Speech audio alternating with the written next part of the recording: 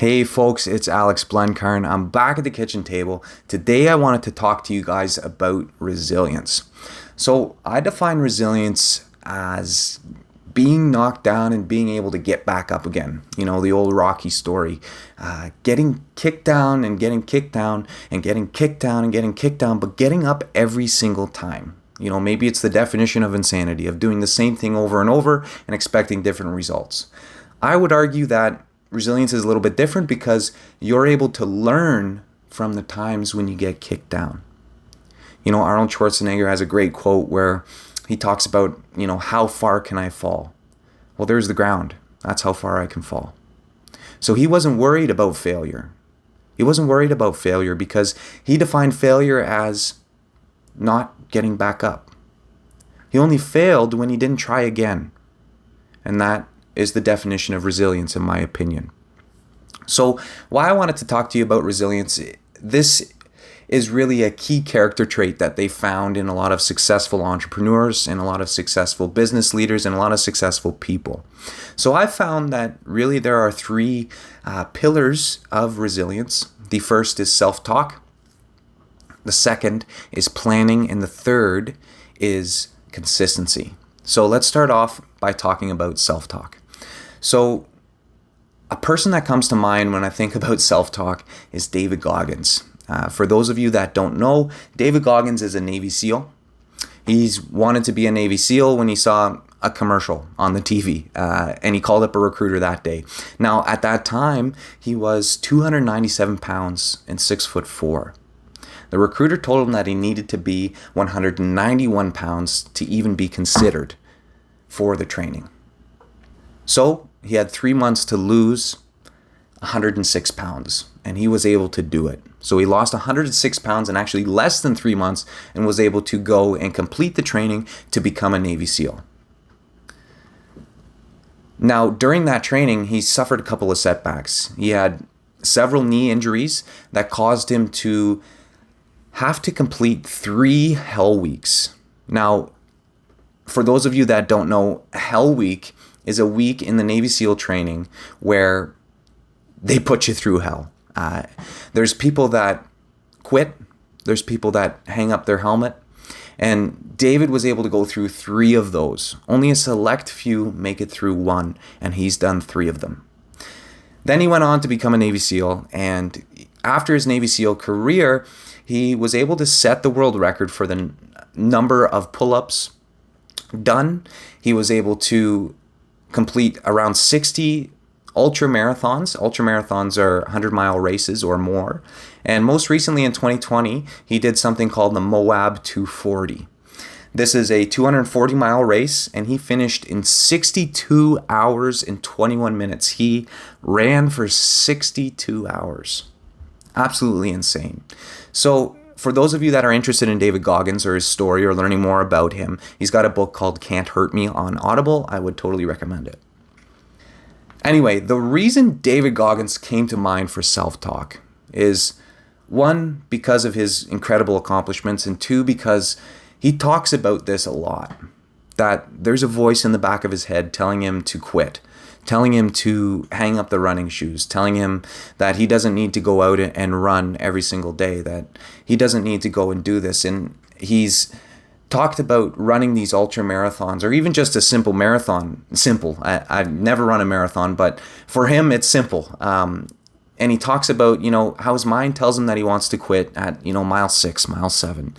And he's able to push through it and keep running and keep going. And it's kind of this idea of the devil on your shoulder telling you, let's go home. Let's go hang out with the wife. Let's go home. Let's go eat. Let's go relax. Let's go sit on the couch. But you know that you should be doing something. But there's a voice in the back of your head that's telling you to do something easier, to do something simpler, because it's the easy choice. And self-talk is really coming over that easy choice and going, no, you know what? I need to do this. I need to go out and do this. There's days when I wake up and I don't want to go to the gym. There's days when I wake up and I don't want to exercise. And that's true for anybody. If you think about Kobe Bryant, there were days when he didn't want to get up and go play basketball. But he was incredibly successful because he was able to overcome that self-talk, because he was able to say, no, I'm going to get up. I'm going to go work out. And doesn't have to be related to workouts. It can be related to something as simple as doing the dishes. I caught myself doing this last night. I was sitting on the couch and I was scrolling through Instagram, and I knew I had to do the dishes because I had to get to bed so I could wake up early the next day. But I didn't want to do them. And I heard the devil on my shoulder saying, you just do them tomorrow morning. You don't need to do them tonight. And at that point, I recognized it. I said, no, you know what? I'm going to go do them. And it's something as simple as that. This is where those self-talk comes in. But you do those consistently, and you're able to build that resilience. The second pillar is planning. So there's somebody named Wendy Kopp, and she is the founder of Teach for America. I'm reading this new book called Strengths-Based Leadership by Tom Rath, and in the first couple pages, he talks about Wendy. So she was able to create one of the most successful nonprofits of all time. And how she says she was able to do this was every single year she writes down all of her goals and the things that she needs to accomplish for that year. Then she breaks it down month by month. So let's say something super simple. You've got 12 goals for the year. You break it down one every single month.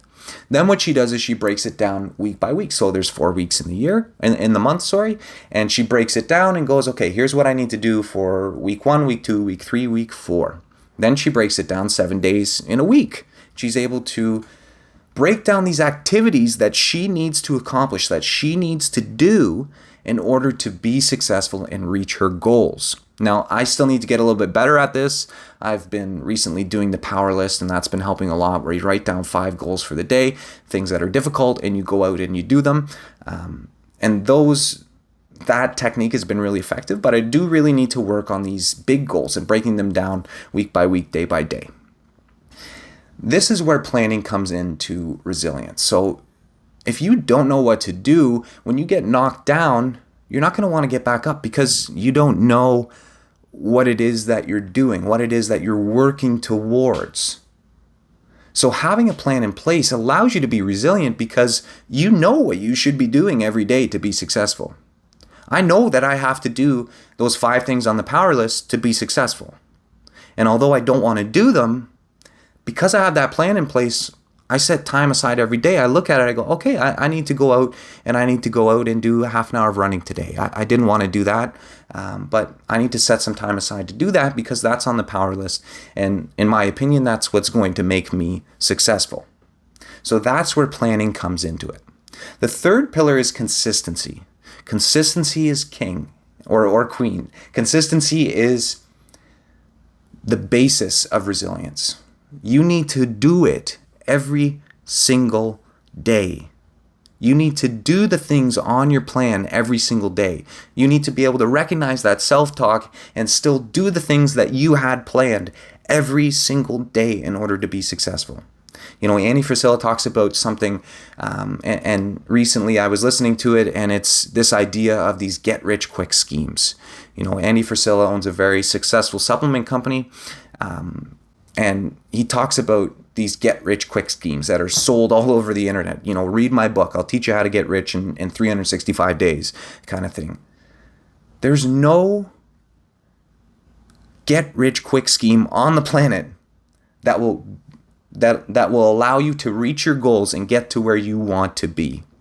The only thing on the planet is time and consistency. Doing the things every single day for years to get to where you want to be.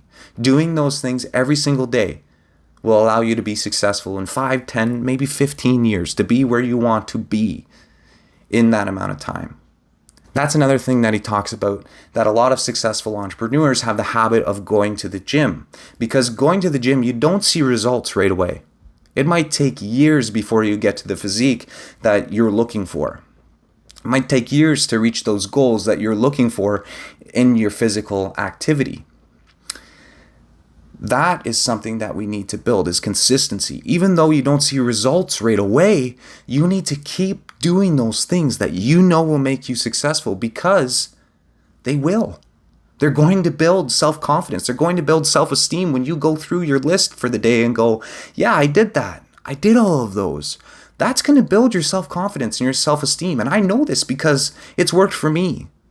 I used to be a shy, nervous guy a couple of years ago, but being able to implement these habits and go through every day and go, yeah, I did that.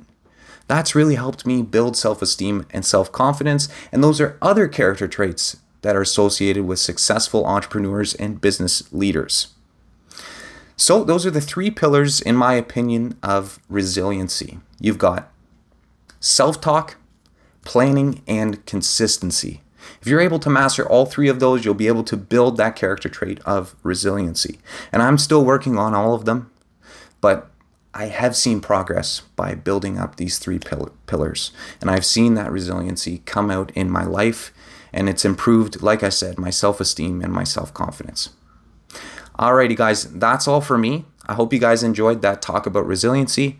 I'd love to talk with you guys sometime. Take care. Until next time, I'm Alex Blancarn. Take care.